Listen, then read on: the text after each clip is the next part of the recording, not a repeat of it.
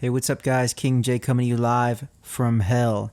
Now, today I want to talk about art and being an artist. And there's many different ways. There's music, there's painting, there's all types of things. But I want to talk about just that idea of what it means to be an artist. My favorite artist in terms of painting is Keith Haring. I was introduced to him in college, and I think the main thing was that he used a lot of repetition and he used a lot of symbolism, and it was this pop art that looked like it was perfect for merch and shirts, and he did these pop-up shops, and he was really big into gay rights, and he was big into doing things for charities and hospitals, and he was a great guy, and he was in the 80s, and he had a lot of great work. If you haven't seen him, look up his work, and he's still popular today through shirts and different things. He's got a lot of stuff that just stood the test of time, and I could appreciate that. I have been painting for, well, I started making art since I was little. I made comics. I wanted to be a cartoonist. That's what I would always say when I was little. I would say I want to grow up and be a cartoonist. So I studied art in college, and I had to learn some techniques that I wasn't really good at. But then once I started to get higher up in the program, I was able to make a lot of art that was more personal to me. And it was a lot of cartoon stuff that it really just represented where I was in life. And then once I graduated, I had an amazing portfolio. I was really proud of the work that I did. And my biggest fear came true. I stopped. I just let it all go. And a lot of people said, don't do that, don't do that. And a lot of people said, no, I know you won't do that. And I was like, yeah, how can I? I mean, I love this. And it's true, I do love it. But, life is something that's so funny because I let a lot of things define who I was and where I was as an artist. And I chose to let things get in my way when there was nothing in my way, when I had nothing but time. I just didn't want to put myself in a position to do something for nothing. And the funny thing about art is when we think about the reasons why people make art, whatever that may be, is it for self enjoyment or is it for other people's enjoyment? Well, I think people use it as an excuse. If nobody enjoys their stuff, then they'll say it's just for them. If everybody enjoys their stuff, they'll say it's for everybody. I make art for myself, but it's not that simple. It's not just for me. I make art to put myself on display. I make art to crave validation for either the skill used, the technique used, or the message. And I rely heavily on the message. The message to me is everything because it makes up for what I lack in skill. That's the way I've always approached it. And I've always tried to focus on technique and bettering technique, but when it comes to the big picture, I'm trying to say something. And I noticed that, right now I'm talking into a microphone. This is the rawest form. I'm literally saying something. And I have an opportunity to say whatever it is I want. This, in a way, it's an art form. Me here just letting it out. And the funny thing is, I feel like I don't even do a good enough job doing this form of expression, even though I feel like I am good at expressing myself, because it doesn't show you all the sides of me. There's a natural side to me that's super loud, energetic, bouncy, and just yelling all the time. But when I get on this microphone, I calm down. Something about it just calms me. And I don't try and fight that.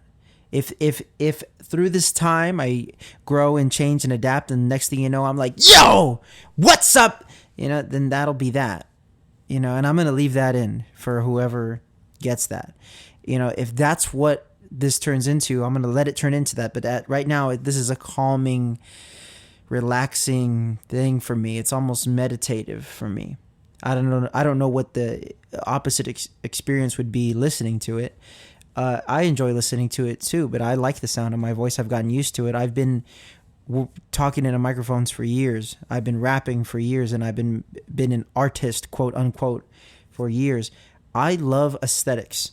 I love vibes. I love a message that comes through in a subtle way.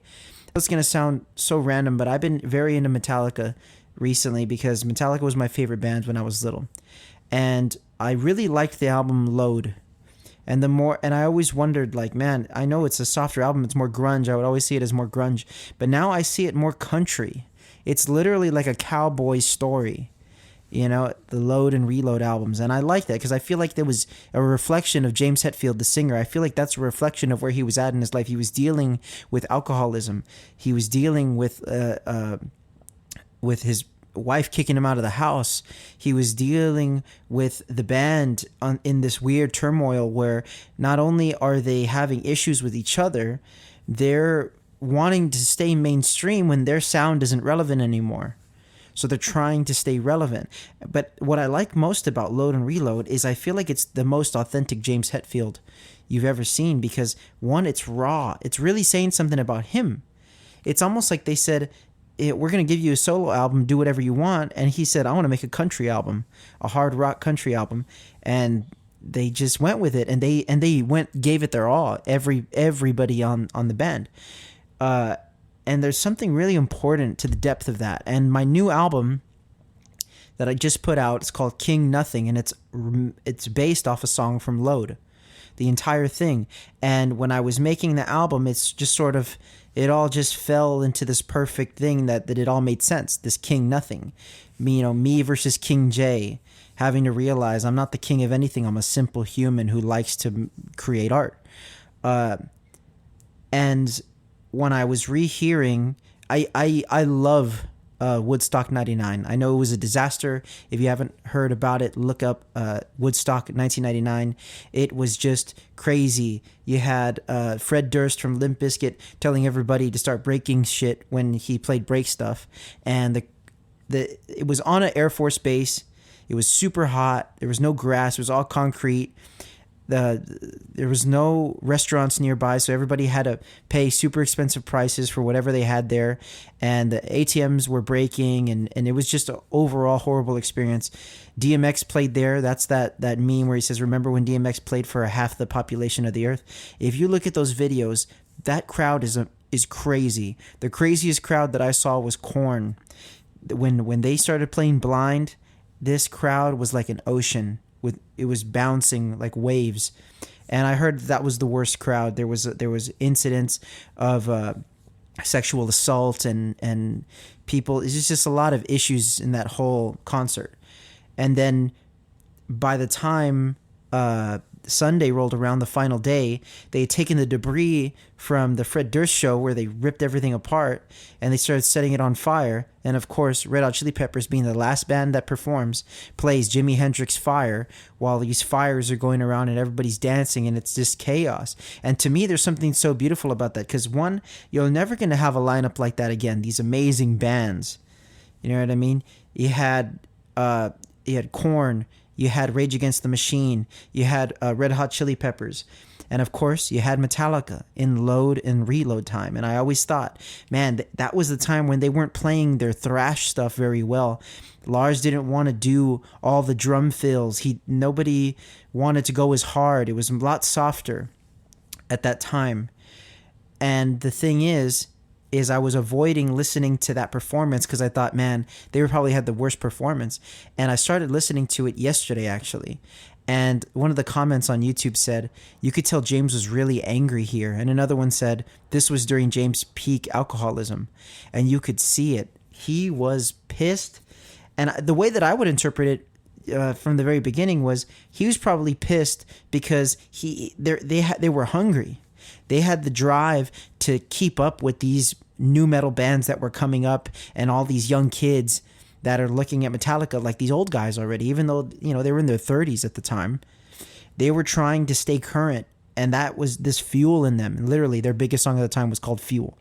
And so they needed that refuel. They needed that reload, that recharge to stay relevant. And that era, to me, is super, super inspiring.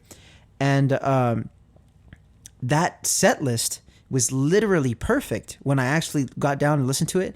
There was this aggression. There was this it was crazy. And they played King Nothing. They played one of my favorite songs, Bleeding Me. They played Turn the Page, which is another one I always reference in my music. And I was kind of wondering why I reference that song so much. I even reference it on one of my new songs on King Nothing called Kill Switch. And it's not their song. It's not Metallica's song. But I say Metallica's Turn the Page because there's something really epic about their version of it. Because I feel like James Hetfield really relates to that song. It's about being on the road. Here I am on the road again. Here I go, turn the page. It's like moving forward. You know, you're on another stage, on another night, in another hotel, another girl, or another, another beer, another fucking puff. It's like a cycle that never ends. And it's something that they were touching on in the Black Album too. Wherever I may roam, where I lay my head is home. That's the grind these guys were on. That was what their life was. So they played Turn the Page. And man, I just felt that it was so special. I felt like that concert was speaking to me because ironically, I just made these references because, they were inspiring and I wasn't thinking too deep into it. And then I'm hearing the lyrics of King Nothing live and Turn the Page. And it's really fitting with what I'm talking about in this album. And it's really fitting with what I'm, where I'm at in my life. And it's so crazy because I liked these albums when I was little, when I was freaking 8th grade. I liked these albums, but now they have a new meaning to me. And it's funny because Metallica is a mainstream band, but their art, it's almost like it speaks to me in a way that I feel like I connect with it only. But I know that's not true. I know everybody connects to all this stuff. Everything I like it's not that crazy. It's not unique, except for maybe some of the vaporwave cuts. But then again, that's just stuff I listen to relax. But there's something about Metallica, their growth, they're trying to stay relevant. But to me, I really like those songs when they're trying to catch a sound, with trying to stay current. To me, it really works. It's always worked for them. I even like Saint Anger. I think there's a lot in the first 3 songs of that album. I think it's super impactful in the first 3 songs. But in terms of artistry, what it means to be an artist, there's all these ideas about selling out. There's all these ideas about staying true. And sometimes I wonder, what is my roots? What is my core? Because I listen to a lot of my old music. I'm rapping on MF Doom beats. I'm a kid rapping about kid shit. Now I feel like I'm an adult rapping about kid shit, but it's in a different way. There's levels of irony to it, and I don't know if it comes across as that, and I don't know if it hits the way that it hits for me when I listen to this stuff back. But the way that I still get inspired by stuff in a whole new way, it tells me something about where I think what art can do. You could look at 2 pieces of art at 2 different times in your life, and it hit completely differently, and it means something completely different. And to me, that's so impactful, and it's crazy. It's almost like a mind fuck, because you never know what is going to strike you with inspiration. And before, I used to think I really had it down, like I was tapped in. I was really wired into what I was. I was trying to not deviate from my roots and my core and what I was trying to say in my music and what I was trying to do with my art. Now, the more that I realize, I need to embrace a lot. I need to embrace a lot of things when it comes to my art, when it comes to my music. Like, if I want to try something, I'm going to try it. If it's a failure to other people. But to me, it's a growth process. And I'm not going to stay stuck, and I'm not going to stay linked to certain thing, because art is subjective. Art is ever changing. Art is everlasting. And I think at the end of the day, that's what it means to be an artist. Stay true to you and let yourself thrive while doing so. That's what it means to me. This was a good journey to talk about here. What do you think about it? Let me know. Who are some of your favorite artists, whether that be musical, painting, sculpture? I'm down to talk about anything. All right, thank you guys for watching. King J out.